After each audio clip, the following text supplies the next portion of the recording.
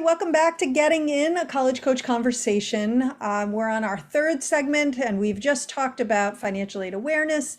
And when you visit colleges, taking a trip to the financial aid office. And so, in a nice continuation, we're talking about college visits now, specifically planning them. And joining me for this is my colleague, Jay Bonham, who's also a former admissions officer at both Kenyon and Hamilton, but probably a little more importantly for the purposes of our conversation today, he's the father of a current college student and a current high school student, a junior specifically. So he has really specific insight into college visit planning because he has done it and is doing it. Hi, Jay. Hi, Beth. How are you? I'm good, thanks. And we were Good. saying before the segment today that this should be a good conversation because I also recently went through Right. the whole college visit planning process in my own life. So Right. Exactly. It's a fun time. it absolutely, it really is. I actually very much enjoyed the college visits that my son and I did together. And I've of course been to many colleges and done a lot of college visits in my time. It was certainly a much different experience doing it with my child by my side and looking at the school from his perspective rather than simply from my perspective of, oh, well, when I'm working with, I know that student is really interested in the school. I'll have to remember what I'm learning here and report back kind of thing. So it's different. Right. Exactly. So why don't we start where all good things start, which is where Yes. should students and parents who want to plan some college visits get started? Yeah. I mean, I think first of all, I think you want to find out from your child, like what kind of places that they're interested in. Sure. And that, of course, help the student develop the list that not just for visiting, but also, of course, for applying down the road. And certainly from a planning perspective, of course, it's really important to look at geography Yes. and to have an understanding of like where the schools are located, how many you want to do in a day, like what you think is feasible. And so, one place to start is just sort of like if you've got the list that like your son or daughter is interested in these schools, what makes sense? Like what makes sense for you as the driver or as the chauffeur, so to speak, and sort of figure out like what the directions were going to be like. And that's certainly where we started. We looked at certain parts of the country, and so we knew that okay, we're going to be in like New York State, and so basically opening up Google Maps and sort of seeing where the campuses are located and trying to figure out.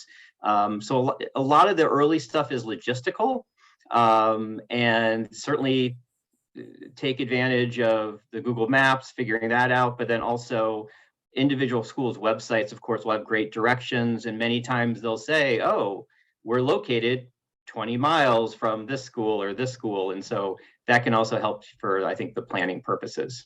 Yeah, that's exactly what we did. And my son's dad took him up to the kind of Pennsylvania, Ohio area, Mhm. and they planned something out. And then he and my son and I went south. And Yeah. one interesting thing that happened when we did that sort of geographic plotting is that we ended up adding a school to the mix that was not initially on his Mhm. list of schools of interest, but because we basically were flying into the town where it was located.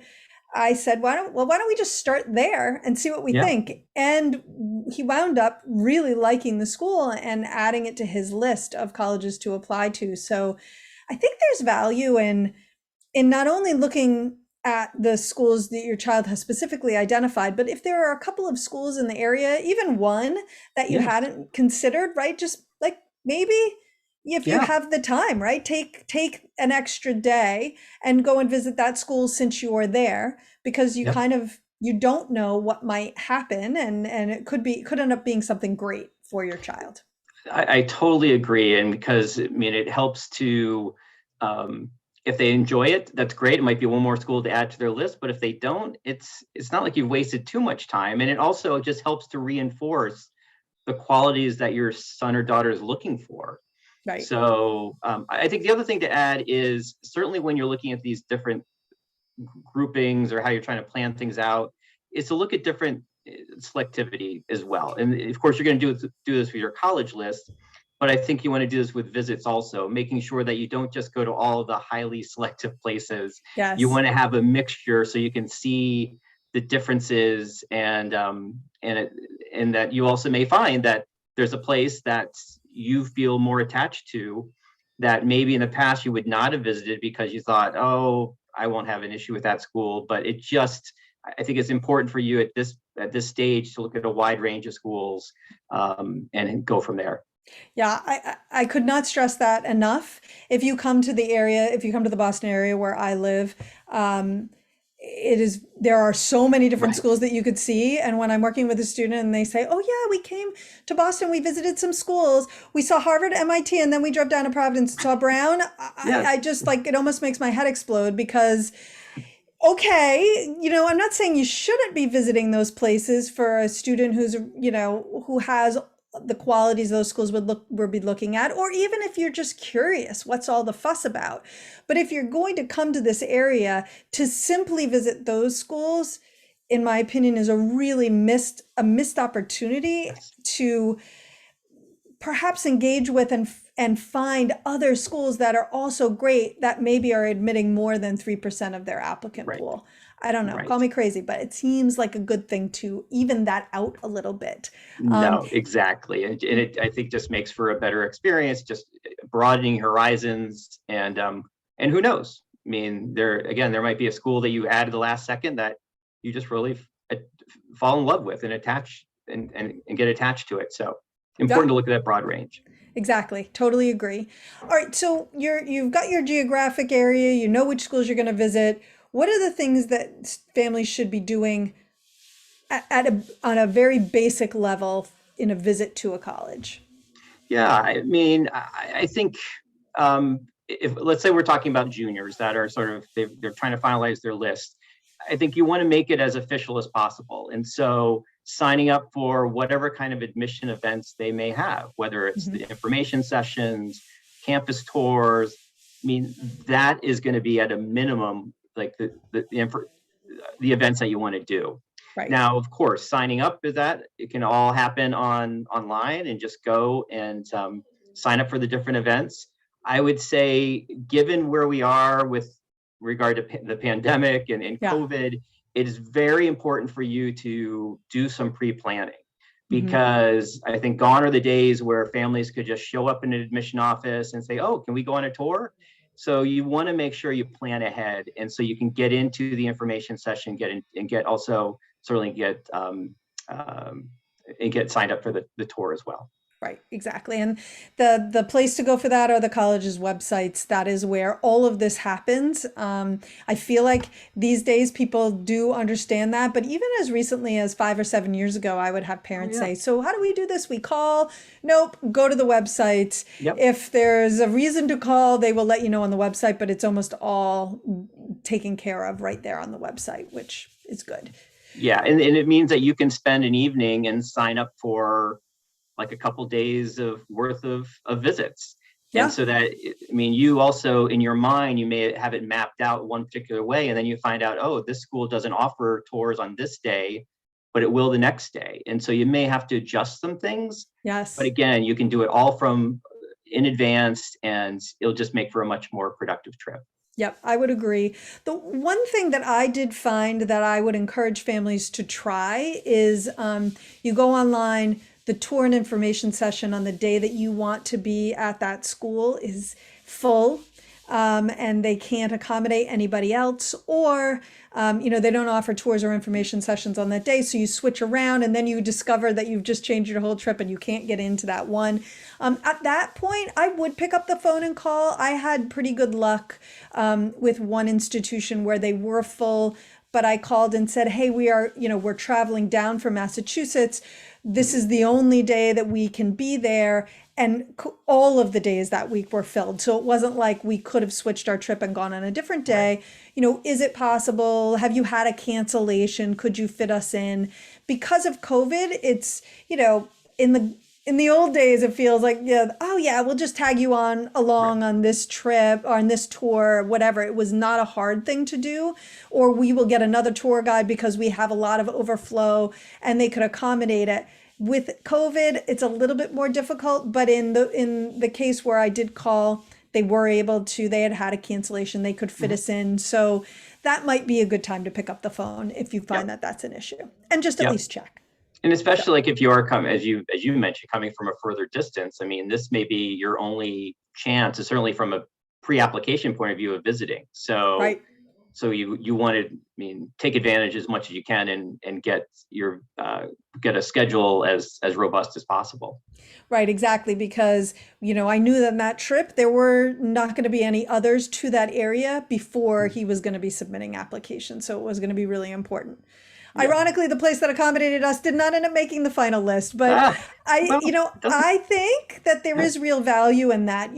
One of the reasons that you visit is to see if the college on paper matches the college in person. And that's another piece I have always suggested to students and parents that visiting, if they can, understanding that you can't necessarily visit every school you're going to Right. apply to, nor is it really possible for every family to do.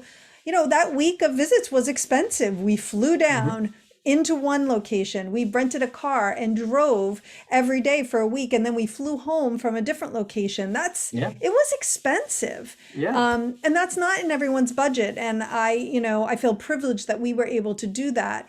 But if you can prioritize trying to get on some campuses, there is very little substitute. And Yeah. I found that it really helped my son to clarify in his own mind I know I like these general characteristics, but what do I really need in a campus to feel comfortable and to really like the school? And there was no other way to really figure that out other than getting on some campuses. And I'm curious if And you found the same with yeah, your I child. mean, it's definitely the case. And I think you also have to realize that colleges, they want you to visit. They want to be Yeah. able to sell, I mean, not sell necessarily, but show their campus, show their facilities. I mean, maybe show their students. Hmm. And so fortunately, I think, are finding ourselves in a little bit better spot where we can go back and visit these campuses, Hmm.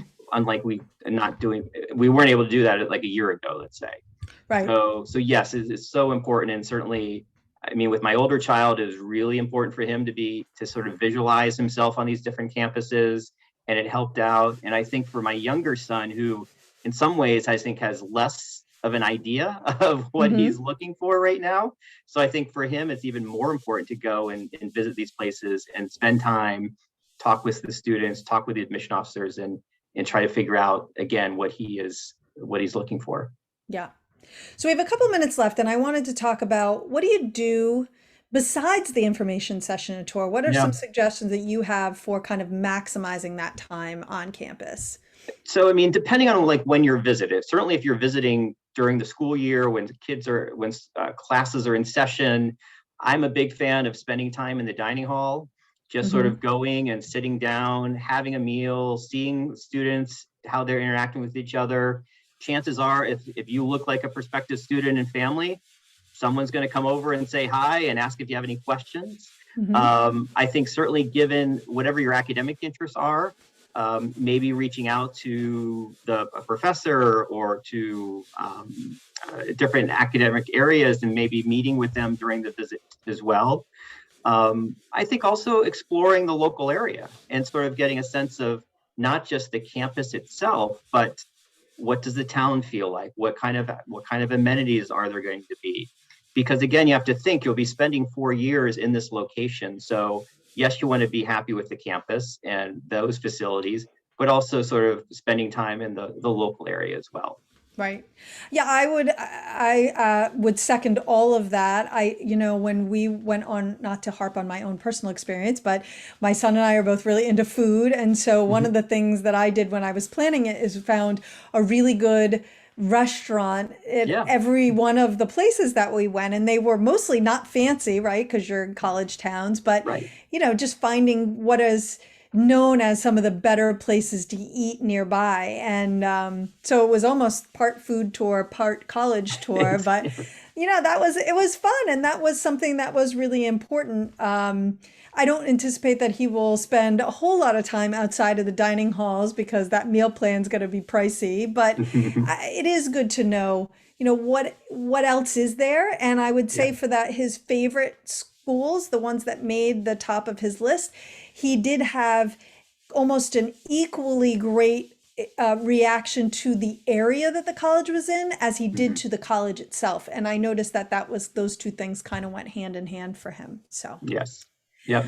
Oh, Jay, Mhm. thank you so much for sharing your insight, both as an educator and a dad, around the whole college visit planning process. I appreciate you taking the time to be here today. No, it's my pleasure. And I just, one last piece of advice is just that, I mean, it's a time where you can enjoy spending time with your son or daughter. And so Yes. just make the most of it and enjoy the adventure and enjoy the time together and all the things that will come about. Yes. And don't actually kill them if you set foot on campus and the second that you do, they say, oh, yeah, I'm definitely not going to go here. We don't even really need Right. to visit. I may have done that to my own parents a few moons ago. The only thing I could say in my favor is that we had not traveled a great distance. It was a relatively local Good, school, but still, good, I good. know students do that, and you just have to kind of, as a parent, grin and go with it. Um, Exactly. Yep. and yeah, but it should be fun. I found it to be fun.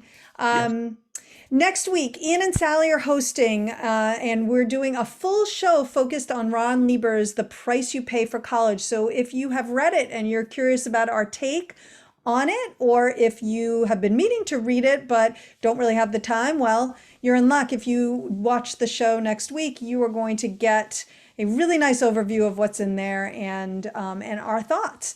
Also, don't forget, leave us a review on Apple Podcasts. The more of those we get, the easier it is for others to find us. I would certainly appreciate it if it was a 5-star review. But regardless, if you would go on there and review us, we would appreciate it. If you have questions, we do a listener question and answer segment, usually about once a month. And we need your questions for those. So you can send them to us on Facebook, on Instagram.